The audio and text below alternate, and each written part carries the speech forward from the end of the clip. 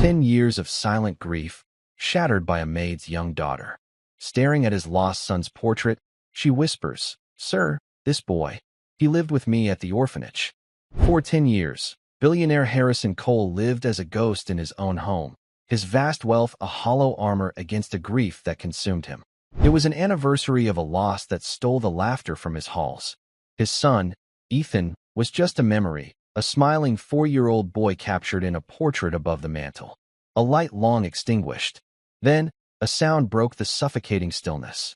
The new maid's daughter, a child in a place where children were a painful reminder. She wasn't looking at the powerful, broken man. She was frozen, her eyes fixed on the painting. And with a whisper, she took a hammer to the stone tomb of his heart. "Sir, this boy, he lived with me in the orphanage." And before we start, where in the world are you watching from today? Let me know in the comments. Enjoy the story. A forgotten portrait held the key to a decade of silence. Harrison Cole believed his son was gone forever, but his new maid's daughter knew a secret hidden in the painted eyes. The grand hallway of Greywood Manor was silent. The only sound was the distant ticking of a French regulator clock, counting the seconds of a life half-lived. Harrison Cole stood before the massive limestone fireplace, a ghost in his own home.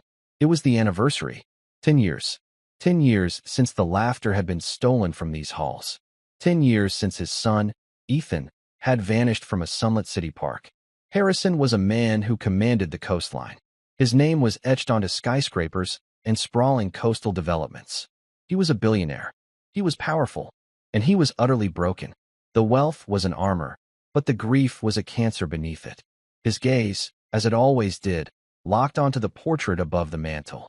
It was a painting of a 4-year-old boy, commissioned just weeks before he was taken. The boy had Harrison's dark, serious hair, but his mother's bright, impossibly curious eyes. He was smiling, his small hand clutching a wooden sailboat.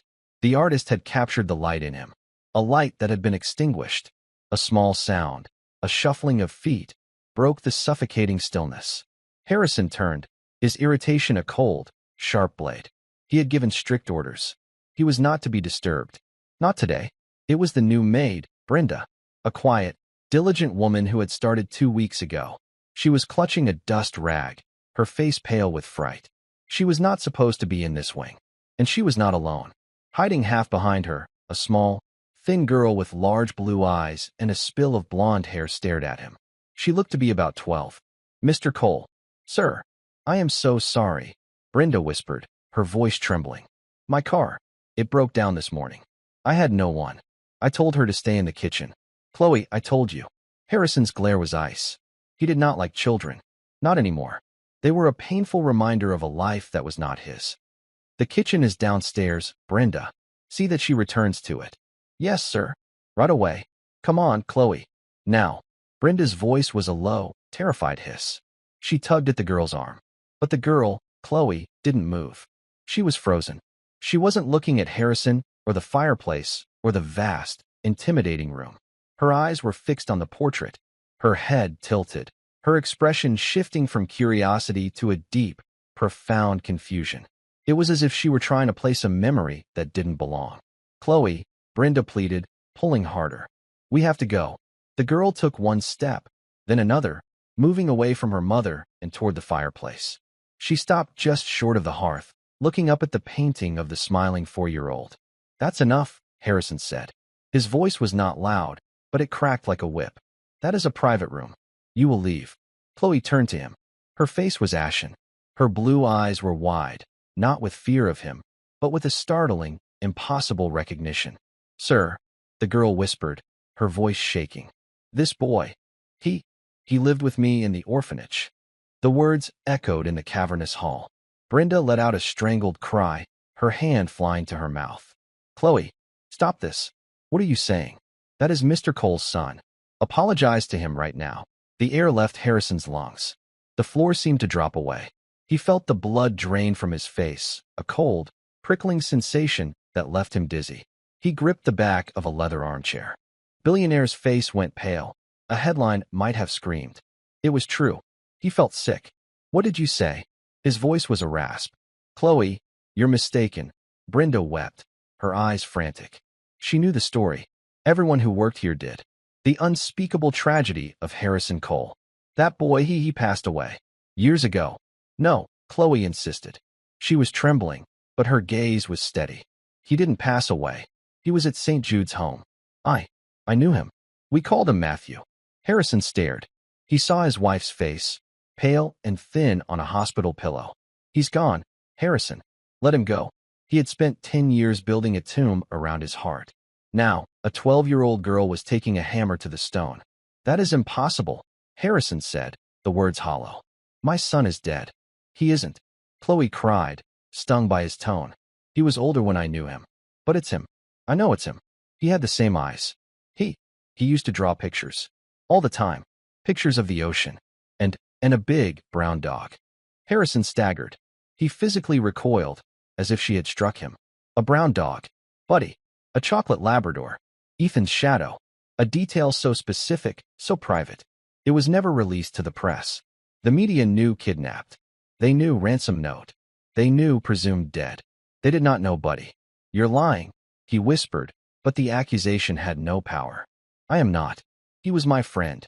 Chloe's eyes filled with tears. He protected me. They called him Mute Matthew because he didn't talk. Not for a long time. But he talked to me. He said he wasn't an orphan. He said his real name started with an E, but he couldn't remember it. He said his dad was rich and was going to come for him. But no one believed him. Brenda was openly sobbing. Mr. Cole, please, she's my adopted daughter. I got her from St. Jude's 3 years ago. I used to volunteer there. Harrison's head snapped toward Brenda. You adopted her? Yes, sir, Brenda said, wiping her eyes. She was there since she was 5. I met her while I was volunteering. I adopted her when I was finally able. Please, she gets confused sometimes. Harrison's mind was racing. Adopted. From St. Jude's. The same place as. He straightened his suit jacket, his hands shaking so violently he balled them into fists. Brenda, take your daughter to my study. Now. He turned and looked back at the portrait. The smiling boy. The lost light. He said his dad was rich and was going to come for him. A decade of ice around his heart began to crack. Harrison's study was a tomb of dark mahogany and unread leather-bound books. It smelled of old money and stale air. A single lamp cast a pool of light on the massive desk. Brenda guided Chloe to a stiff-backed chair. Chloe sat on the edge, her feet not touching the rug. Brenda stood by the door, twisting a dust rag, her eyes darting between her daughter and employer. Harrison Cole did not sit. He stood by the cold, unlit fireplace, his back to them for a long moment. He was trying to breathe. 10 years. 10 years of ghosts. 10 years of slamming doors on hope, because hope was a poison. It was the thing that had destroyed his wife. Eleanor had chased every lead, visited every psychic, paid every fraud who promised a vision. It had hollowed her out until she was nothing but a fragile whisper, and then silence. Harrison had chosen a different path. He had entombed his grief. He had accepted the unacceptance. And now this child, this 12-year-old girl with eyes as blue and clear as a winter sky. He turned, his face a mask of control. Start from the beginning. Don't leave anything out. Chloe swallowed. The room was so quiet she could hear the heavy tick-tock of the grandfather clock in the hall. I was 5 when I went to St. Jude's, Chloe began, her voice small. I don't remember my birth parents. Mama. Brenda. She's the only mom I've ever really had. I met her when she was a volunteer. She adopted me 3 years ago.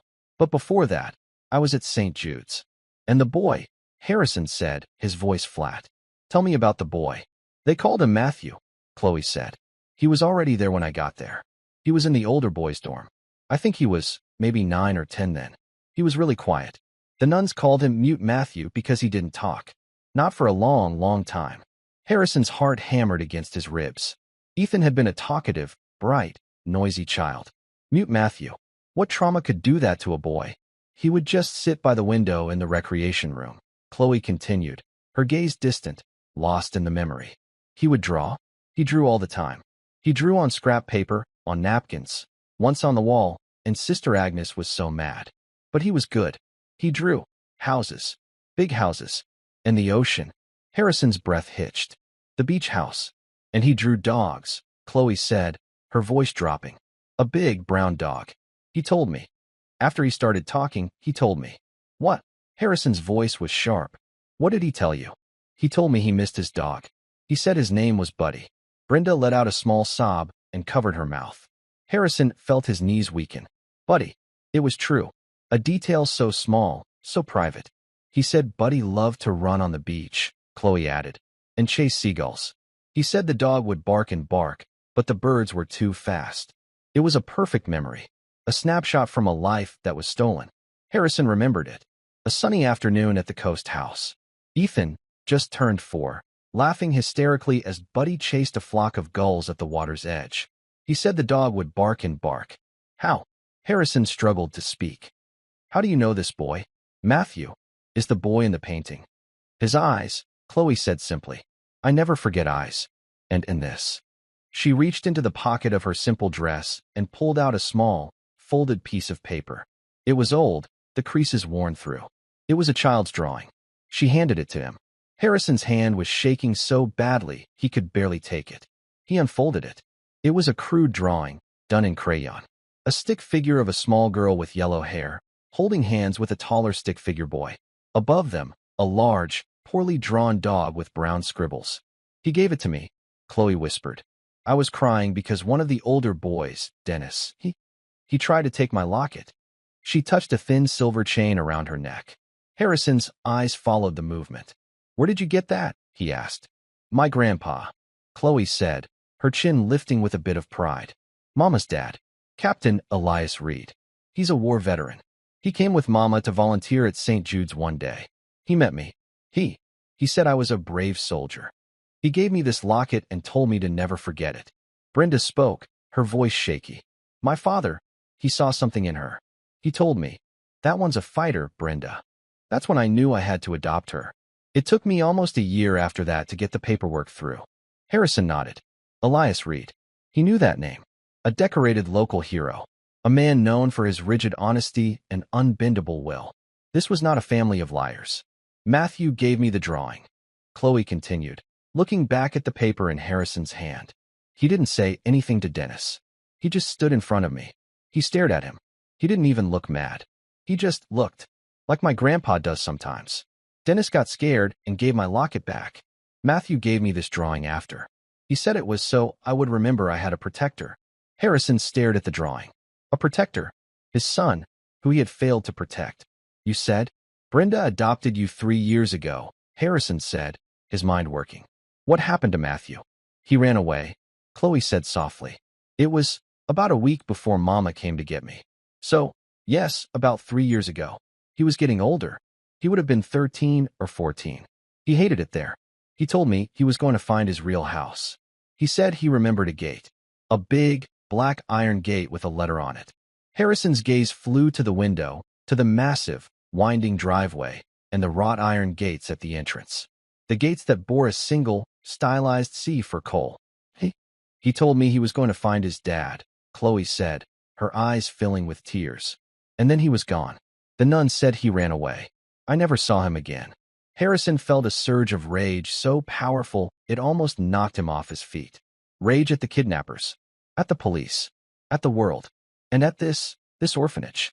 St. Jude's home, Harrison said, his voice low and dangerous. Where is it? He was already moving to his desk, grabbing his phone. He would call his head of security, David. He would call the police commissioner. Sir, Brenda said, her voice shaking with fear. That's the other thing. Harrison paused, the phone in his hand. Chloe looked at the floor. You can't go there, sir. It's gone. Gone? What do you mean, gone? It burned down, Chloe whispered. About a week after Matthew ran away. It was a big fire. Everything was gone. The records, the rooms, everything. That's why Mama came to get me so fast. The county was moving all us kids. She filed the adoption papers just in time. The room was silent again, but this was not the silence of grief. It was the silence of a conspiracy. A boy who knows too much runs away. A week later, the entire orphanage, all the records, all the proof of his existence, burns to the ground. It wasn't a tragedy. It was a cleanup. Harrison looked at Chloe. She was just a child. But she wasn't just a maid's daughter anymore. She was the only living link to his son. Brenda, Harrison said, his voice cold and clear. You and your daughter will not be returning to the staff quarters. You will move into the East Guest Wing. Tonight. Brenda's eyes went wide. Sir? I don't understand. You are not my maid anymore, Harrison said. He looked at Chloe, at the worn-out drawing still clutched in his hand. You are under my protection. And you, he said to Chloe, are going to help me find my son. The command was so absolute. Brenda could only nod, her hand clutching Chloe's shoulder. Mr. Cole, you don't have to. She started. This is not a request, Brenda. It is a necessity. Harrison's voice was flat, cutting off her protest. If what your daughter says is true, and I am beginning to believe it is, then she is the only person alive who can identify my son. That makes her a target. The color drained from Brenda's face. She hadn't thought of that. Harrison saw a threat, a loose end in a 10-year-old plot. A target. Brenda whispered, pulling Chloe closer. The fire, Harrison said, his mind working like a cold engine. Tell me about the fire. It was on the news, Brenda said, trying to remember. They said it was an accident. Old wiring. It was the main building, the administration offices. It happened very late at night. The offices, Harrison repeated. Not the dormitories? Chloe shook her head. No, sir. We were safe. But Sister Agnes, the head nun, she was crying so hard the next day. She kept saying, it's all gone. 30 years of history, the records, all gone. That's when all the kids had to be moved. It was chaos. Harrison nodded slowly. A surgical fire. An accident that conveniently destroyed only the proof. This was no accident. This was a message. I need to speak with your father, Harrison said to Brenda. Captain Reed. Does he live with you? Yes, sir. In our apartment. He's retired. He doesn't trust people easily, sir. Especially wealthy people. Good, Harrison said. A small, grim smile touched his lips. A man who doesn't trust easily is exactly what I need right now. He turned to his desk, his mind made up. The fog of grief was burning away, replaced by the white-hot fire of purpose. Brenda, take Chloe to the kitchen. My head housekeeper, Mrs. Davies, will get you food. I will have my head of security, David, meet you there. He will show you to the East Wing. You will not speak of this to any other staff. You will not answer any questions. Your job as a maid is finished. You understand. Brenda, terrified but seeing the iron resolve in his eyes, nodded. Yes, sir. She started to lead Chloe out, but Harrison's voice stopped them. Chloe. The girl turned. Harrison walked around the desk and, awkwardly, knelt. It was an unfamiliar movement. He hadn't been on eye level with a child in a decade. The hope he felt was so new it was agonizing. You did a very brave thing today, he said, his voice rough. I just told the truth, sir, Chloe whispered. Grandpa says the truth is a shield. Harrison stared at her. The truth is a shield. He's a wise man. I need you to be brave for a little while longer. I'm going to have David talk to you. I need you to tell him everything you told me. Every single detail about Matthew. Can you do that? Chloe clutched her locket and nodded. Will you find him? The question was so simple, so pure. It hit Harrison harder than any corporate negotiation. He stood up, his face hardening into a mask of determination. If he is alive, Harrison Cole said, I will tear the world apart until I do. Brenda and Chloe left, the heavy door clicking shut behind them. Harrison stood alone in the study for a long moment, his hand resting on the phone. He looked at the portrait, the smiling boy. Ethan. Matthew. You protected her, he whispered to the painting. Now I will protect her. And I will find you. I swear on your mother's grave, I will find you. He picked up the secure line on his desk and pressed a single button. David, clear my schedule. For the rest of the month. No, I don't care about the Tokyo deal. Cancel it. I have a situation at the manor. A private matter. I need you to move the new maid, Brenda, and her daughter, Chloe, to the East Wing. They are my personal guests. Put 2 men on that wing. No one in or out without my authorization. Yes, David, I am serious. He paused, his eyes fixed on the painting. And get me everything, and I mean everything. On a fire at St. Jude's Home for Children 3 years ago. I want the police report, the insurance claim, the fire marshal's investigation. And I want to know who owned that building. Now, he pressed another button. Send a car for Captain Elias Reed. Tell him it's about his granddaughter. Tell him it's an emergency. The kitchen was larger than their apartment, a vast space of steel, marble, and hanging copper pots. Mrs. Davies, The loyal head housekeeper was confused. Mr. Cole was very specific, Mrs. Davies said, placing 2 plates of roast beef on the island. He said you are to be treated as guests. It looked like a feast to Brenda. Mrs. Davies, Brenda started, wringing her hands. I don't know what's happening. It is not my place to know, Brenda, Mrs. Davies said, not unkindly. And it is not yours to question. Eat. You both look like you've seen a ghost. Chloe, who had been silent, looked up at that. Maybe we did, she whispered. Before Mrs. Davies could reply, a man entered. He wore a dark suit, his eyes missing nothing. He had a quiet, dangerous calm. My name is David. I'm Mr. Cole's head of security. If you'll come with me, I'll show you to your suite. My father. He's coming, Brenda said, her voice shaking. Yes, we sent a car for him. He will be brought to the study to meet Mr. Cole. I will take you to the East Wing. It's the safest place in the house. Safest. The word hung in the air, cold and heavy. The East Wing suite was a world away from the staff quarters. It had a sitting room, a fireplace, and 2 large bedrooms. Chloe walked to the window. It overlooked a vast, dark garden. Mama, Chloe said. I'm scared. Brenda rushed to her side, hugging her tight. It's okay, baby. We're okay. Mr. Cole, he just wants to find his son. You did a good thing. David stood by the door. A man is stationed in the hall for your protection. Please don't leave the suite. Your meals will be brought to you. Brenda nodded, her face pale. It's like a prison. It's a safe room, ma'am, David said. Mr. Cole believes your daughter's memory has made you both very valuable and very vulnerable. Good evening. He closed the door, and they heard the soft click of the lock. In the study, Harrison stood opposite Captain Elias Reed. Elias was in his 70s, thin and weathered, with a steel spine and piercing blue eyes that held no fear. A billionaire did not impress him. My daughter is in your house, Elias said, his voice firm. She called me, crying. She said you put guards on her door. I don't like my family being held. Captain Reed, thank you for coming. Please sit. I'll stand, Elias said. They are not being held, Harrison said. They are being protected. Protected from what? From you? You rich men think you can just buy people. Move them around like pieces on a board. This has nothing to do with my money, Harrison said, his voice low. It has to do with my son. Your granddaughter, Chloe, she believes she knew him. Elias's expression was steady. I know what she said. Chloe doesn't lie. But she's a child. It's a sad thing, Mr. Cole, but probably a mistake. She knew about his dog, Harrison said. Elias went still. She knew his name was Buddy. Harrison continued. She knew he chased seagulls on the beach. That was not in any newspaper. It was a private family memory. The old captain's eyes narrowed. As a military man, he understood the value of facts. A brown dog, Elias murmured. She told me about the boy, the one who protected her, the one who drew pictures. Your granddaughter, Harrison said, is the first credible lead I have had in 10 years. She told me the orphanage, St. Jude's, burned down 3 years ago, just 1 week after my son, Matthew, ran away. Elias Reed was no fool. He had survived a war by learning to smell a trap.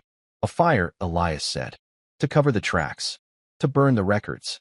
Exactly. Which means whoever took my son knows he was there. And if they find out that a little girl remembers him, that she can identify him, then the girl is a target. A loose end. The old soldier looked at the billionaire.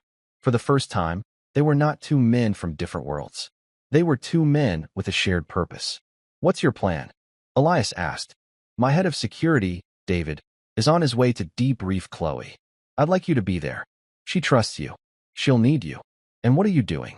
I'm finding out who lit the match, Harrison said. David entered with a file, looking at Harrison and the captain. Sir, the preliminary report on the fire. Go on, Harrison said. St. Jude's Home for Children. The fire was 3 years ago. The official report, signed by Fire Marshal Peters, ruled it accidental.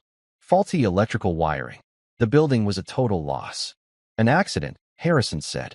I ran a check on Marshal Peters, David said, his voice flat. He filed for early retirement 2 weeks after signing that report. He moved to a waterfront condo in Florida. Paid cash. Bought a 40-foot fishing boat. Also cash. On a fire marshal's salary. Elias let out a low, grim sound. He was paid off. A cleanup. It gets worse, sir, David said, opening the file. I checked the property records. St. Jude's wasn't owned by the diocese. It was owned by a non-profit foundation. What foundation? Harrison asked. David looked at his boss. It was called the Evergreen Foundation, a charitable trust. I ran the name. And its primary donor, its only donor for the last 15 years, was a holding company registered in Delaware.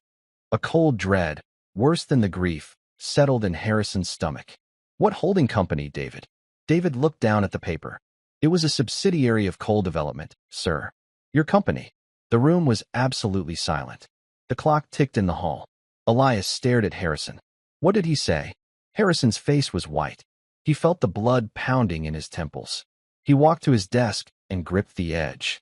He said, Harrison's voice was a low, shaking growl, that someone used my own money to fund the orphanage that was hiding my son. The implication was horrifying. The kidnappers weren't strangers. The enemy wasn't outside the gates. The call was coming from inside the house. A single drop of sweat rolled down Harrison's temple. The room was not warm, but he felt like he was suffocating. His own company, his own money. For 10 years, he had been paying to keep his own son hidden. The betrayal was so deep, so complete, it was almost paralyzing. Elias Reed spoke first. Mr. Cole, you've had a viper in your nest for a decade. Harrison looked at the old captain, his eyes burning. A viper, he repeated. Yes, and I will cut its head off. He slammed the intercom. David. Now, David entered, his face grim. He knew what the file meant. Who? Harrison's voice was barely a whisper, but it carried the weight of a death sentence. Who in my company authorized the Evergreen Foundation? Who signed the checks? Sir, that's a subsidiary, David said, phone in hand. It's managed by the Charitable Accounts Division, overseen by. Don't tell me who oversees it. Harrison roared, his control finally snapping. I want the name of the person who created the account. The name of the person who approved the payments. I don't care if you have to wake up every accountant and lawyer in this city. I want that name on my desk in 1 hour. Yes, sir, David said, turning to leave. Wait, Elias said. David and Harrison both looked at him. You're going at this like a businessman, Elias said to Harrison. You're trying to find the money. That's good, but you're forgetting the heart. The girl. Harrison's anger cooled, replaced by the cold, sharp focus of the problem. What about her? She's the only one who has seen him, Elias said. What did life look like in that place? Who was in charge? Who came to visit? Those are the details that will find your boy. Harrison nodded. The old man was right. David, you're with me on the finances. Send 2 of your best men you trust with your life, to the East Wing. I want them to talk to Chloe. And I want you, he said, looking at Elias, to be in that room. She trusts you. She'll need you. Elias nodded. I'll go now. No, Harrison said. Wait for David's men. No one moves in this house alone tonight. Not until I know who the enemy is. In the East Wing, the silence was tense. Chloe sat on the carpet, knees to her chest. Brenda paced by the cold fireplace. Grandpa, Chloe cried, running and throwing her arms around Elias's waist as he entered. Elias hugged her tight. Brenda, you all right? We're scared, Dad, Brenda whispered. I know, but you're safe here. Behind him stood 2 large men in dark suits, their faces blank. These gentlemen are here to ask Chloe some questions, Elias said, guiding Chloe to the sofa. They work for Mr. Cole. I'll be right here with you. You just need to tell them what you remember.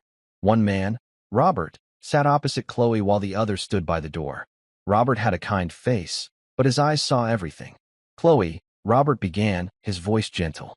We just want to talk about St. Jude's. About your friend, Matthew. Okay, she said. You said Sister Agnes was the head nun. Can you describe her? Chloe thought. She was very old and wrinkly. She wasn't mean, but she was scared. I remember that. Scared? Elias asked. Scared of what? Of the visitors, Chloe said. Robert's pen stopped moving. Who were the visitors, Chloe? They weren't for us, Chloe said, shaking her head. They were for Sister Agnes. They came at night sometimes. In a big, black car. It was very quiet. A black car, Robert repeated. Did you ever see the people in the car? Only once. Chloe's voice dropped. I had a stomachache. I was in the infirmary on the 1st floor. I was looking out the window. The car pulled up. It was late. What did you see? A man got out. He was very tall. He was wearing a hat. And he had a ring. I remember because it shined when he pointed his finger at Sister Agnes. She looked like she was going to cry. A ring, Robert said, leaning forward. What did it look like? It was big, gold, and it had a green stone in the middle. A dark green stone. He scared me. He looked up and I hid. I felt like he saw me, even in the dark. Elias put a protective arm around her. It's okay, soldier. You're safe. Did Matthew ever see this man? Robert asked. Chloe nodded. I think so. That's why he was scared. When he talked about them, he said they were liars. He said Sister Agnes was a liar. He said, they pretend to be good, but they're monsters. That's what he said. Did Matthew ever say anything else about his home? Robert asked. Just the dog, and the ocean, and the gate with the letters C, Chloe said. And his mother. He told me he missed his mother. He said she smelled like flowers. Back in the study, Harrison was pacing. The 1-hour deadline had passed. It was now 10 p.m. The secure line on his desk buzzed. He snatched it. David, tell me. I have the name, sir. The Evergreen Foundation was chartered 15 years ago. The funds from our company were routed through 3 different accounts. But the signatory, the man who set it all up and approved the biannual donations, it was Richard Powell. Harrison dropped the phone. It clattered against the desk. Richard Powell, his brother-in-law, his late wife's brother, Uncle Richard, the man who stood by him at Eleanor's funeral, who wept and called Ethan the son he never had, the man who ran the charitable arm of coal development, a position Harrison had given him. He was here, Harrison whispered. He was here this afternoon. For the anniversary. Richard had come by, as he did every year. 10 years, Harrison. You should let him go. Eleanor would want you to find peace. Peace. The man had told him to find peace while he was actively, knowingly hiding his son. The door opened. It was David. He looked at Harrison's face and knew. You heard, David said. Richard, Harrison said, the name tasting like ash. It was Richard. Sir, there's more. The report from the East Wing just came in. Harrison's mind was consumed. What did the girl say? She said a man visited the orphanage. A tall man. He terrified Sister Agnes. He came at night, in a black car. She said he wore a ring, sir, David said, his voice quiet. A large gold ring, with a dark green stone. Harrison froze. His eyes drifted to the side table. It was covered in silver-framed photographs. Him and Eleanor. Ethan on the beach. And a picture from the last company gala. Him, Eleanor, and her brother, Richard, smiling. Harrison picked up the frame. His hand was shaking. He looked at Richard's hand, resting on Eleanor's shoulder. On his right pinky finger was a large, gold signet ring. The family crest. In the center was a dark green, square-cut emerald. I'm going to kill him, Harrison whispered. Sir, David said. We have to be smart. This is a 10-year conspiracy. He's a monster. He took your son and destroyed your wife. The fire, Harrison said, his voice hardening. He had the fire marshal paid off. He had access, David said. He had the motive. He always thought you cheated Eleanor. He thought the coal fortune should have been split. So he stole my son, Harrison said. He let my wife die of a broken heart. He let me rot in this house. All for money. And now he knows, David said, his voice low. Or he will soon. The new maid and her daughter. Moved to the East Wing. Guards on their door. You, clearing your schedule. He's not stupid, sir. He's a snake. He will know something is wrong. He will know his secret is threatened. Harrison's eyes met David's. Chloe, Harrison said. He's going to go after the girl. The blood in Harrison's veins turned to ice. He had an enemy. He had a name. And that enemy was family. He will go after the girl, Harrison repeated. He won't get to her, sir, David said, his tone flat. The East Wing is locked down. My men are the best I have. But he will try.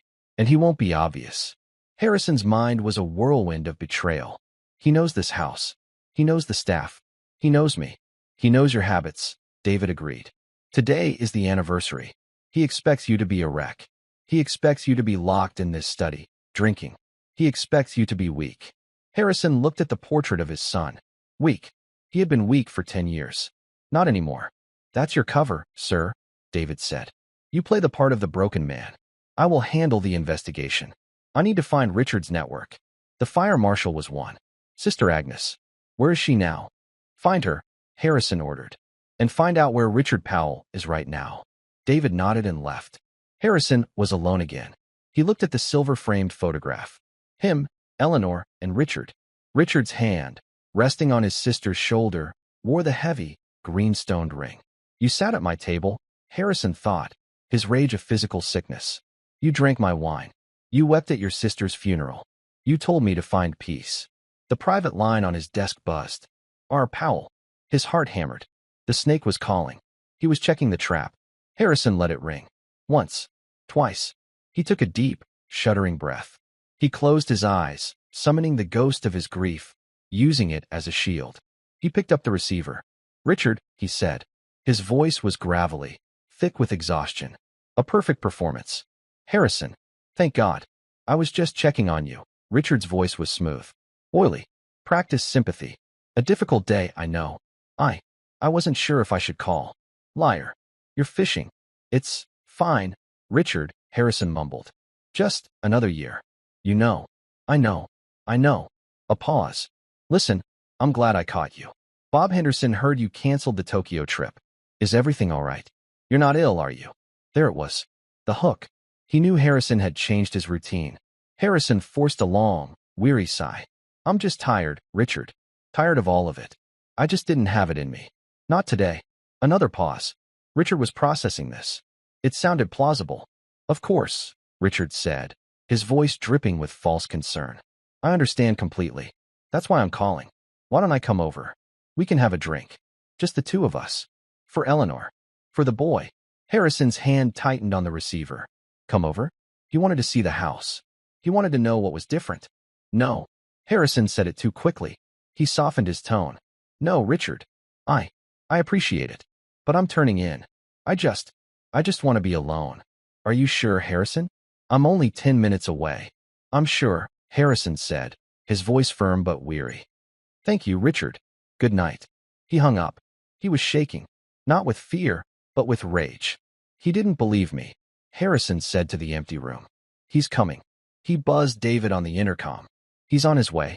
Powell. He's coming to the house. He suspects something. Let him come, sir, David's voice replied, calm and cold. The guards in the East Wing are dressed as maintenance. He won't see anything. But the perimeter team is active. We'll track him when he leaves. Just play the part. Be the grieving widower. In the East Wing, Elias Reed turned to his daughter and granddaughter, his face grim. Brenda, the girl isn't just a witness. She's a soldier in this. She just fired the first shot. Now we need to give her the rest of her ammunition. He sat down on the sofa next to Chloe. Chloe, you did well with those men. But I want you to think. Not about the scary things. I want you to think about Matthew. I do, Grandpa. I know. But think harder. You remember details. You said he drew pictures of the ocean. Did he ever say where? Chloe frowned. He said, the house on the water. He said his mama loved it. He said, there were white chairs on the porch. And a bird. A bird? Elias asked. A wooden bird. On a pole. It spun in the wind. A white one. He said his dad put it there. He said he could see it from his bedroom window. He said it made him feel safe. Elias's eyes widened. Brenda, does Mr. Cole have a beach house? I think so, Dad. It's in the file. We need to tell Mr. Cole, Elias said. That's real intelligence. Just then, Chloe gasped, her hand flying to her locket. What is it, Chloe? Brenda asked. The name, she whispered. I remember something else. Matthew. He wasn't just Matthew. He told me his name was Matthew. Ethan. He told me why. Her eyes grew wide with an old fear. Why, honey? Because of the man with the ring. Chloe said, trembling.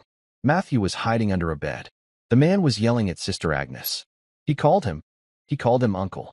And he told her, you will call him Matthew. Ethan is gone. Ethan Cole is dead and buried. Do you understand me? And Sister Agnes, she cried and said yes. Elias Reed closed his eyes. The final piece. Uncle, we have to call Mr. Cole, Brenda said. No, Elias said. The phones could be. I'll tell the guard. He can relay the message. Stay here. Lock the door behind me. Downstairs, the front doorbell rang. The sound echoed in the foyer. Mrs. Davies, her face pale, went to answer it. Harrison stood in the deep shadow of the main staircase, his heart a cold stone. The heavy oak door swung open. Richard Powell stood on the step, a sad smile on his face. He held a bottle of expensive whiskey. Richard, sir, Mrs. Davies stammered. Mr. Cole said he was retiring. Nonsense, Davies, Richard said, stepping past her, his eyes scanning the space. He needs family on a night like this. He walked into the hall. It was quiet. Too quiet. Harrison, he called out. Harrison stepped from the shadows. His face was a mask of utter grief. Richard, I told you. I just want to be alone. And I'm telling you, you're not going to be, Richard said. He walked forward, clasping Harrison's shoulder. Harrison had to use every ounce of self-control not to flinch. We'll have one drink. To them. To Eleanor. To Ethan. Richard's eyes were busy, scanning the hallways, looking for anything out of place. He saw nothing. Fine, Harrison said, his voice a broken whisper. He turned toward the study. One drink. As they walked, Richard glanced toward the east wing. Place seems dead tonight, Richard said casually. Gave the staff the night off? Something like that, Harrison murmured, pushing open the study door. It's good to be alone. But not too alone, Richard said, following him in. Harrison moved to the crystal decanters. What are you? Oh, you brought your own. Only the best, Richard said, setting the bottle on Harrison's massive desk. As he did, his eyes landed on the small, folded, crayon drawing. Harrison's heart stopped. He had left it out. A stupid, careless mistake. Richard reached for it. What's this? A child's. Don't. Harrison snapped. The word was too sharp. Richard froze, his hand hovering over the paper. He slowly turned his head, his polite mask gone. He looked at Harrison. Harrison realized his mistake. He closed his eyes, faking a wave of pain. It's just an old thing. One of Ethan's. I found it in a box today. Please, Richard. Just leave it. Richard's eyes narrowed. He looked at the drawing. A blonde girl, a taller boy, a brown dog. He didn't remember Ethan knowing any blonde girls. Of course, Richard said slowly, pulling his hand back. He forced the smile to return, but his eyes were cold. Dead. Of course. My apologies. An old memory. He knew. He didn't know what he knew, but he knew something was wrong. He knew that drawing was a lie, and he knew Harrison was lying to him. The snake was in the room, and it was rattled. The air in the study was thick. Richard's smile was a thin, brittle mask. An old memory, Richard repeated. He moved toward the fireplace, his eyes landing on Ethan's portrait. He was a beautiful boy, Harrison, so much like Eleanor. It's a blessing she's not here to see this. This emptiness. It was a deliberate jab. He was testing Harrison's grief. Harrison flinched, but from the effort of not lunging at the man. We all miss her, Harrison managed. He walked to the decanter. A drink. You said one drink. Yes, one drink. Richard's eyes followed him. It's just, I worry about you, Harrison. Canceling the Tokyo trip. Hiding away. And now, finding old drawings. He paused. Are you sure that's what it is? It looks new. The crayon is fresh. Harrison's blood ran cold. He was a father, not a detective. It was in a box, Harrison said, his voice flat. With his other things. I don't care. He poured 2 glasses of whiskey, his hand visibly shaking. He let it shake. He needed to be the wreck. He handed a glass to Richard. Their fingers almost touched. Richard's hand was warm, the hand that wore the green-stoned ring. To Eleanor, Richard said, raising his glass. And to Ethan, may they finally be at peace. Harrison could not speak. He could not drink. He raised the glass to his lips, but the whiskey smelled like poison. He put the glass down, untouched. I can't, Harrison whispered, turning away. I'm sorry, Richard. You should go. I'm not good company tonight. Richard watched him.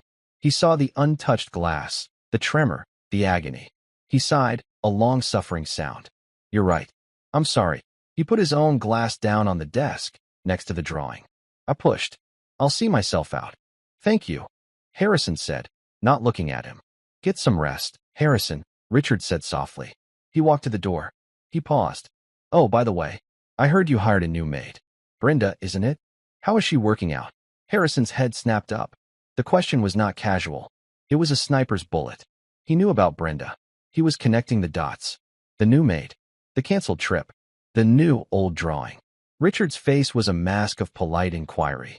She's fine, Harrison said, his voice tight. Just a maid. Of course, Richard smiled. It's just. I heard she had a daughter. A little blonde girl. About 12, I think. I'm surprised you'd allow a child in the house, Harrison. After, well, you know. He knew. He knew everything. She stays in the kitchen, Harrison said, his voice hardening. It was an emergency. Her car broke down. An emergency, Richard repeated. His smile was gone. His eyes were flat, like polished stone. You always were a soft touch, Harrison. Good night. The door clicked shut. Harrison stood, frozen. The front door opened, then closed. He was gone. Harrison lunged for the intercom. David. He knows. He knows about the girl. He's on the move. I want to tail on him. I want to know where he goes, who he calls, everything. Go. On it, sir. Team is in place. David's voice was ice. And sir, a message from the East Wing. From Elias Reed. It's urgent. What is it? The boy. Matthew. He told Chloe his full name was Matthew Ethan. And he said, the man with the ring. He told Sister Agnes to call him Matthew, because Ethan Cole is dead. Sir. Chloe said the boy heard the man. He called him Uncle. Harrison gripped the edge of the desk. Uncle. And there's more, David said. A location. The beach house. Chloe said Matthew remembered a white wooden bird that spun in the wind. He could see it from his bedroom. Harrison's gaze shot to a framed photo on the wall. It was the beach house. There, on the corner of the porch, was a white wooden seagull. A weather vane. He's there, Harrison whispered. My son. He's not just a ghost. He's there. Sir, Richard is on the move, David's voice cut in. His car is heading south, toward the coast. He's going to the beach house, Harrison said. No, Harrison said, his mind racing. The orphanage fire. That was a cleanup. Matthew ran away before the fire. Richard doesn't know where he was. He still doesn't know. He's not going to the beach house. He's going to find the one other person who knows the truth. Who? David asked. Sister Agnes, Harrison said, his voice lethal. The head nun. The one who took the bribe. Richard is going to silence her before we can find her. He was already moving, grabbing the keys to his car. David, find me that nun. I don't care what it takes. Find her before he does. I'm going to the beach house. I'm going to see that white bird for myself. Sir, you can't go alone. Let me send a team. No, Harrison roared. You get the nun. I get the house. We end this. Tonight. He strode out of the study, past the portrait of the smiling 4-year-old. For the first time in 10 years, Harrison Cole was not a ghost. He was a father, and he was going to war. In the East Wing, Chloe stood by the window, peering out into the dark garden. Did I do a good thing, Grandpa? She asked, her small voice full of worry. Elias Reed came and stood beside her. He placed his large, weathered hand on her shoulder. He could hear the distant, angry rumble of Mr. Cole's car engine fading down the drive. Chloe, he said, his voice deep and certain. The truth isn't just a shield. Sometimes it's a sword. He looked at his daughter and his brave granddaughter.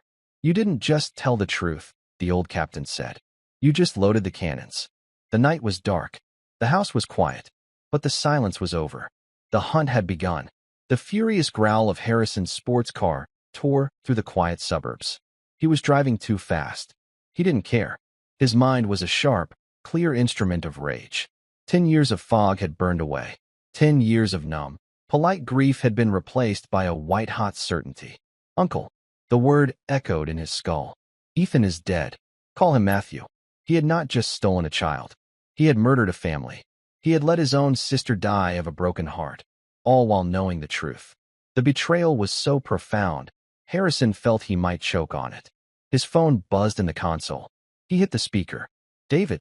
Sir, we've got him. David's voice was grim. Richard is heading east, on the old highway. He's heading inland, toward the county line. He's going for the nun, Harrison said, his knuckles white on the steering wheel. Sister Agnes. He's tying up his last loose end. We're on it, David said. Her name is Agnes O'Connor. After the fire, she was moved to St. Catherine's Retreat, a nursing home. Richard's checkbook paid for it. Of course it did, Harrison spat. He's been paying for her silence for 3 years. He's 10 minutes out from her. We are 5. We'll get her, sir. I promise. What's your status? I'm at the coast highway, Harrison said. The smell of salt was in the air. I'm almost there. I have to know, David. I have to see. Be careful, sir. We don't know what you'll find. The line went dead. Harrison turned onto the private, gravel lane that led to the beach house. He hadn't been on this road in 10 years. The weeds were high. The gate was rusted. He stopped the car. The house was dark, a silhouette against the moonlit ocean. He got out. The only sound was the crashing of the waves and the creak, creak, creak of something turning in the wind. He looked up. On the corner of the porch, just as Chloe had described, was a white wooden seagull, its wings spread. It spun in the salt breeze. He said he could see it from his bedroom window. Harrison's heart felt too large for his chest. He ran to the porch, fumbling for the old key on his ring. It stuck in the lock. He slammed his shoulder against the door. Ethan! The door burst open. The house was cold. It smelled of mildew, dust, and old memories. Ethan! He yelled, his voice cracking. Silence. Only the waves. He stepped inside. The furniture was covered in white sheets, like a row of ghosts. His hope began to crumble. He was too late. This was just another dead end. He was here, Harrison whispered. But he's gone. He walked, defeated, to the staircase. He had to see. He climbed the stairs, his feet heavy. He walked down the hall to his son's old room. The door was slightly ajar. He pushed it open. The room was bathed in moonlight. And someone was there. A figure, small and thin, was sitting on the edge of the child's bed, looking out the window, looking at the spinning white bird.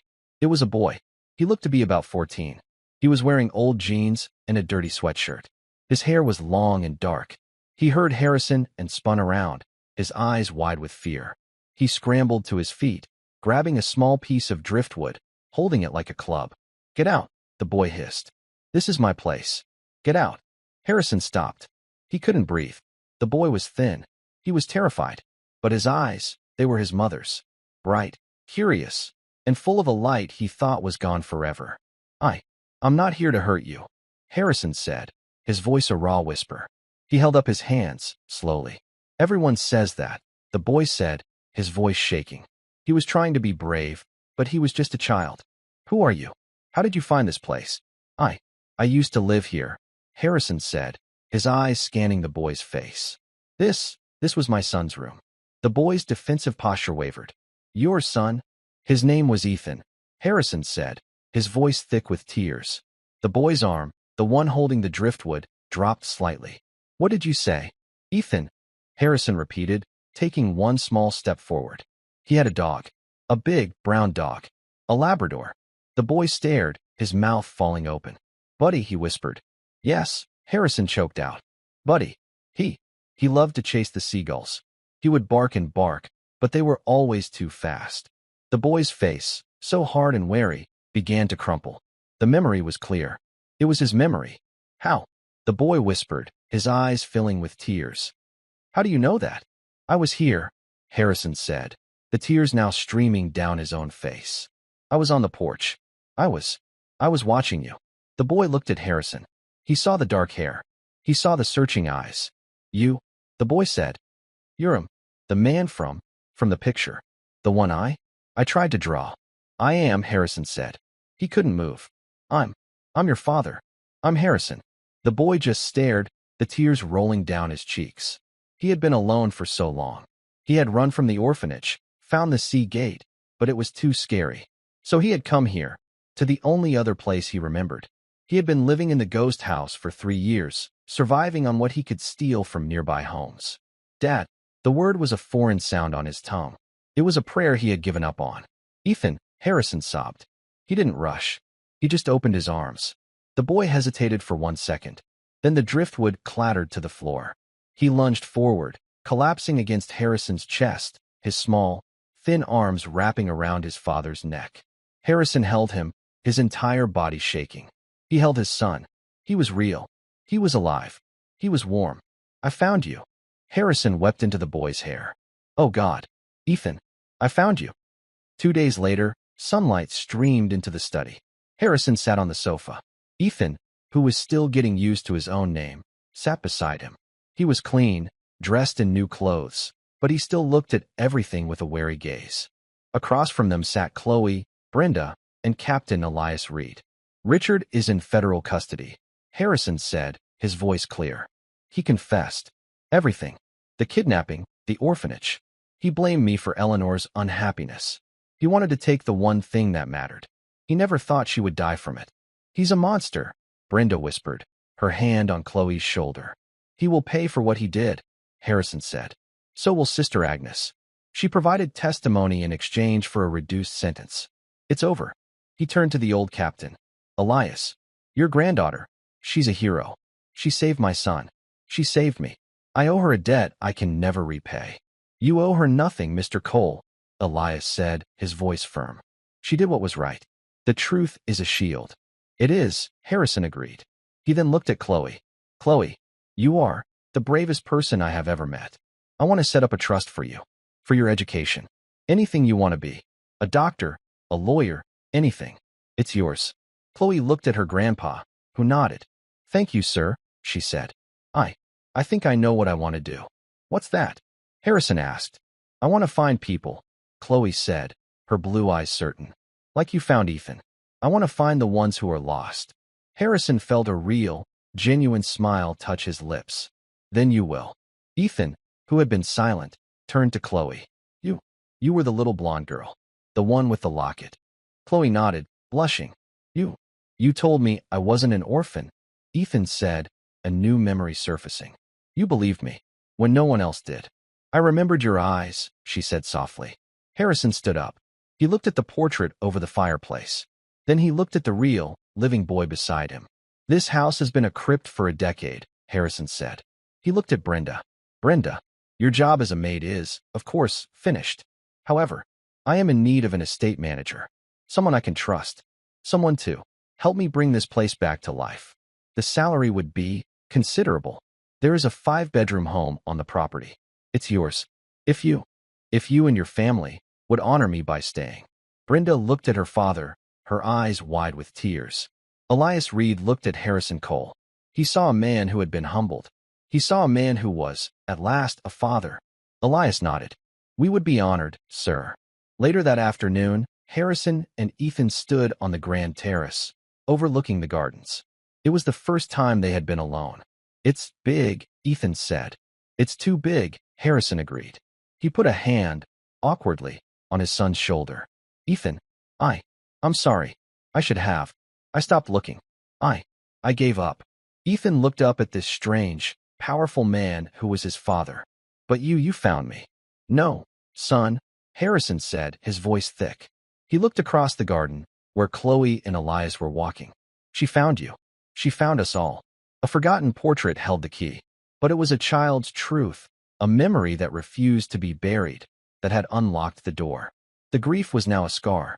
For the first time in 10 years, the house was not silent. And Harrison Cole was not alone. And that's where we will end our story, a 10-year mystery, solved by the most unexpected witness. I hope this journey gave you a chance to drift for a bit, to get lost in the what-if. What were you doing while Harrison's world was turned upside down? I'd love to know if you were listening in the car, on a walk, or just getting cozy. Drop a line below. I read every comment, and your feedback is vital for us to improve. And if you want to make sure you're here for the next mystery we unravel, hitting like and subscribing makes all the difference. Thanks for spending this time with me.